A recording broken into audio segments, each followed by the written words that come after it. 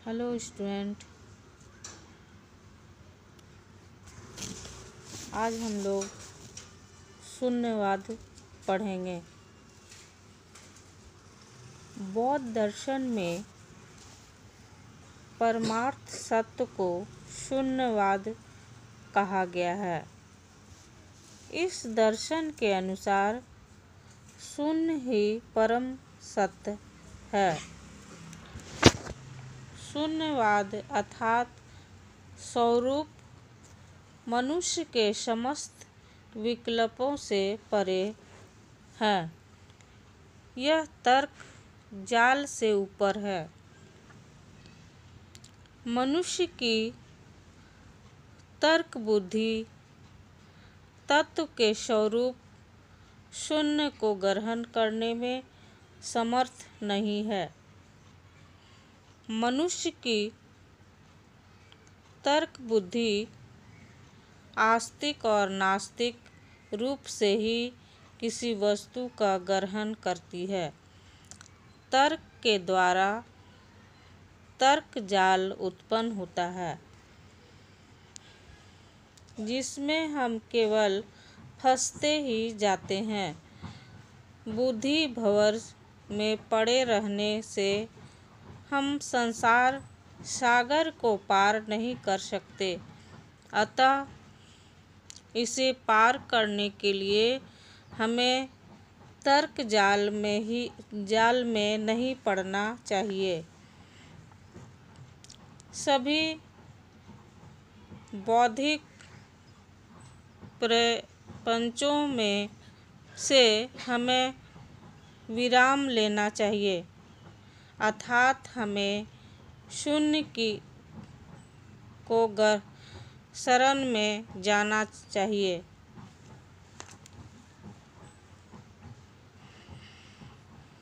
भगवान बुद्ध के अनुसार सभी दृष्टियों से छुटकारा पाना शून्यता है। शून्यता तर्क बुद्धि को सत्य के श्रेणी से हमें बाहर कर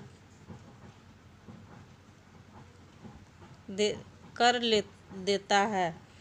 शून्य शब्द का अर्थ असत समझा जाता है।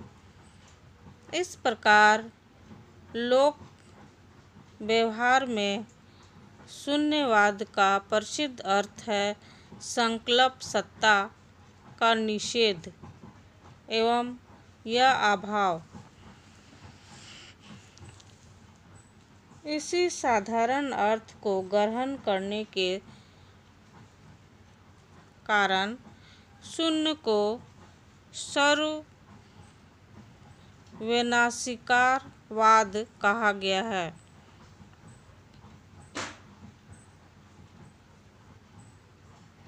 बौद्ध दर्शन में शून्य का अर्थ अनिर्वचनीय माना गया है। संसार को मानसिक या ब्रह्म कुछ भी नहीं कहा जा सकता है। किसी पदार्थ के स्वरूप निर्णय करने में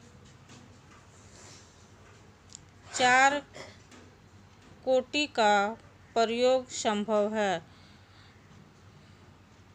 आस्तिक भाव, नास्तिक अभाव, नोमय न भाव और न अभाव।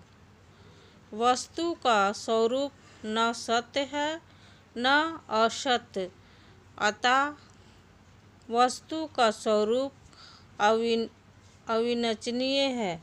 वाणी और बुद्धि से इसे ग्रहण करना असंभव है। इस प्रकार शून्य अभाव नहीं है।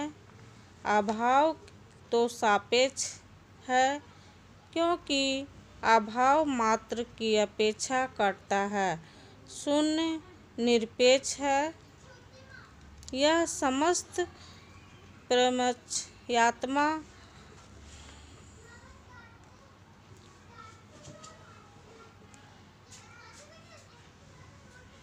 जगत शून्यवाद का ही विवर्त है। इस प्रकार शून्यवाद का अर्थ है समग्र प्रपंच की निर्वृत्ति। जगत में मूल्य का विद्यमान होने वाला यह शून्य तत्व भाव पदार्थ है।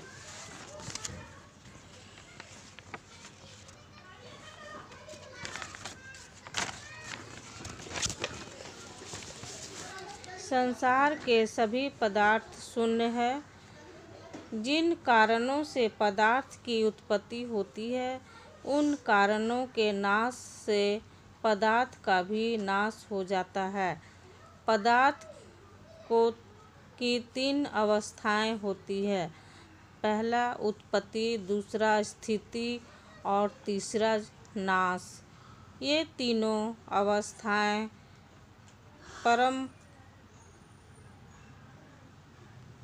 परम्परासित है, अर्थात पदार्थ का कोई अपना स्वतंत्र स्वभाव नहीं है। इनका कोई स्वतंत्र स्वभाव है ही नहीं, अर्थात पदार्थ निस्वभाव है। परमार्थ सत्य केवल निर्वाण से ही जाना जा सकता है। Thank you. अब इसकी चर्चा अगले क्लास में करूँगी।